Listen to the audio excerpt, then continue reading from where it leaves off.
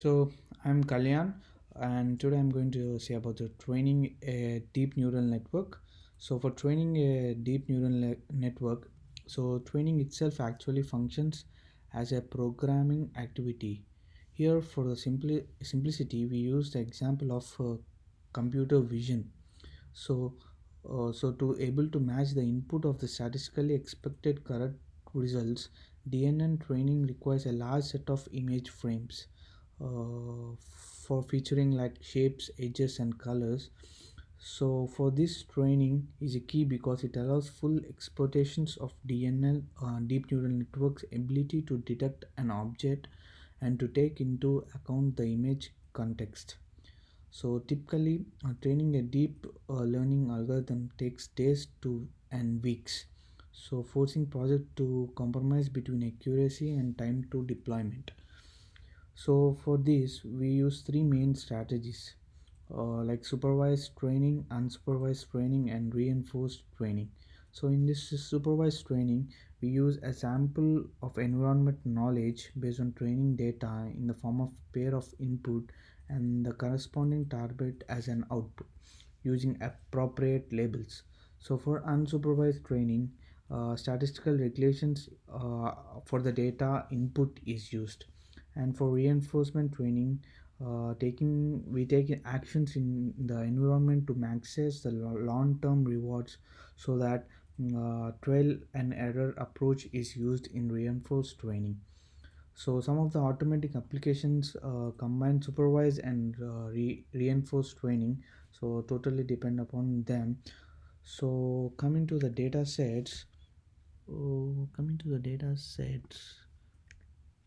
So applying supervised training to so we applied datasets to supervised training to automotive software requires massive annotated training datasets whose exact dimensions aren't publicly available, but they are available from a range of hundreds of thousands to millions of images. A training dataset typically contains a label of positive and negative regions. So adding pre-processing can improve the training accuracy and become robust. So for that, a typical example of training data processing is a bounding box corresponding to pedestrians that precisely delimits the human body's shape. So pre-processing also has weighty organizational impact in terms of know-how and human resources to be dedicated to this time-consuming task. So for supervised training also employs validation datasets to avoid overfitting and thus select the most suitable algorithm by comparing the algorithm's performance.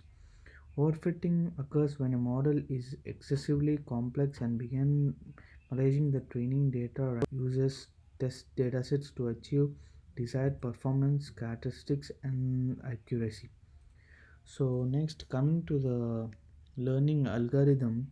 So during training, learning algorithm populates an informational structure called classifier by learning from data training datasets. So according to the training datasets, the environmental knowledge is transferred to the classifier and implicitly used to form a deep neural network. So several learning algorithms are available for supervised training. The most popular is back propagation. So back propagation has two phases. In first phase, a training input pattern is fed to the neural network input layer. The network then propagates the input pattern from layer to layer until the output layer generates the output pattern. If this pattern diverges from the expected output, and the error is computed and propagated backwards through a network from the output layer to the input layer. As the error is backpropagating, the second phase occurs in which the network's inter-unit connections weight are modified. So this is the learning algorithm, and next is continued by the other team member.